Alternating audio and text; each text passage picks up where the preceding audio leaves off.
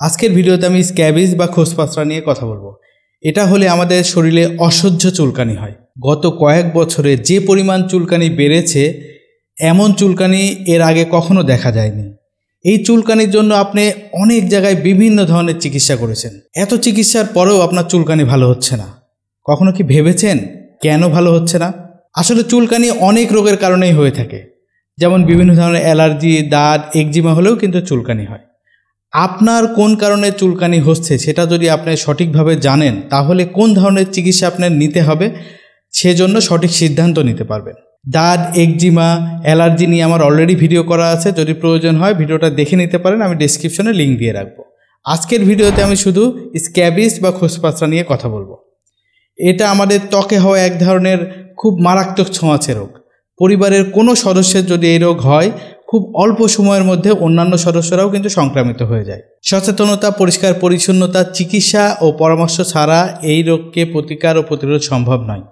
এই রোগ থেকে বাঁচতে হলে আপনাকে জানতে হবে এই রোগের কারণ, এই রোগ কিভাবে ছড়ায়, এই রোগের লক্ষণ এবং এর প্রতিকার ও প্রতিরোধ সম্পর্কে আজকের এই ভিডিও দেখলে আপনি এই সব কিছু জানতে পারবেন।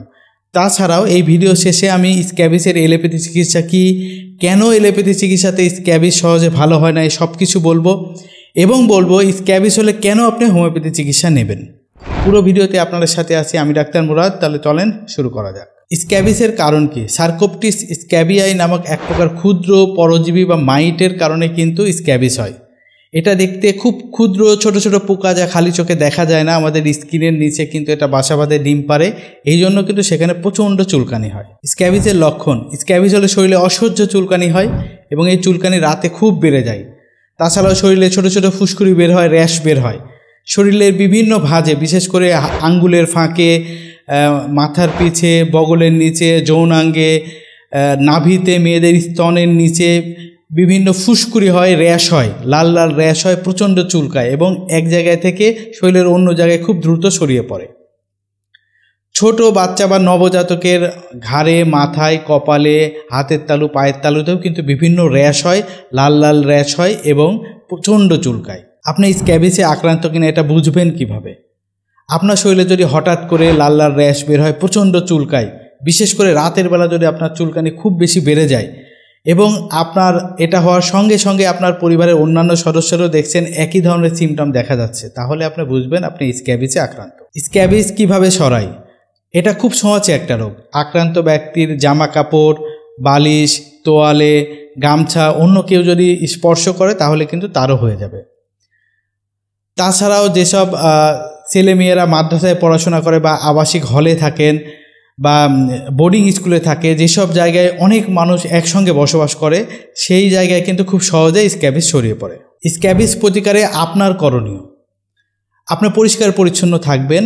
আক্রান্ত ব্যক্তির কাপড় চোপড়, বালিশের কাভার, টাওয়েল সব কিছু গরম পানিতে ফুটিয়ে রোদে শুকিয়ে তারপর স্পর্শ করতে হবে।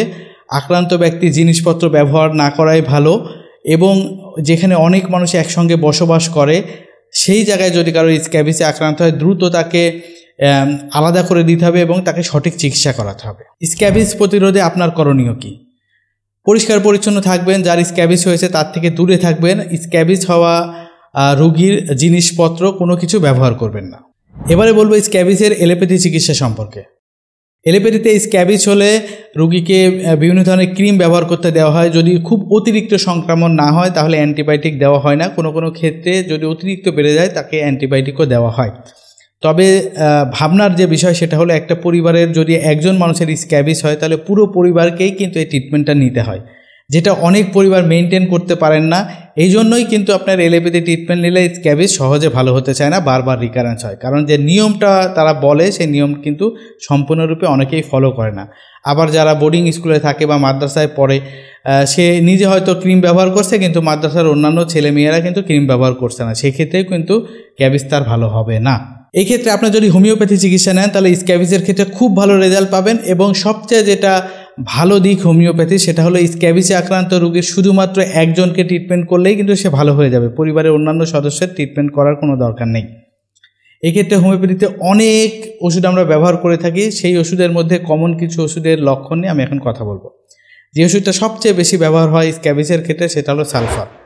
আপনার যদি প্রচণ্ড শরীরে চুলকানি হয়, চুলকানিতে রক্ত বের হয়ে যায় এবং চুলকানির পরে প্রচণ্ড জ্বালা হয়, এবং আপনার যদি স্ক্যাবিসের জন্য বিভিন্ন ধরনের সাবান, শ্যাম্পু বা ক্রিম ব্যবহার করেছেন তারপরেও ভালো হয়নি, সেই ক্ষেত্রে আপনার সালফার ওষুধটা যদি খাওয়ানো যায় তাহলে খুব দ্রুত কিন্তু স্ক্যাবিস ভালো হয়ে যাবে। আপনার চুলকানি যদি রাতের বেলা প্রচণ্ড বেড়ে যায় এবং এই করোনা টিকা দেওয়ার পরে যদি আপনার স্ক্যাবিস, চুলকানি, অ্যালার্জি সৃষ্টি হয়, এই লক্ষণ যদি থাকে তাহলে মেজোরিয়াম নামে একটা ওষুধ আছে, এটা আপনার জন্য খুব ভালো কাজ করবে।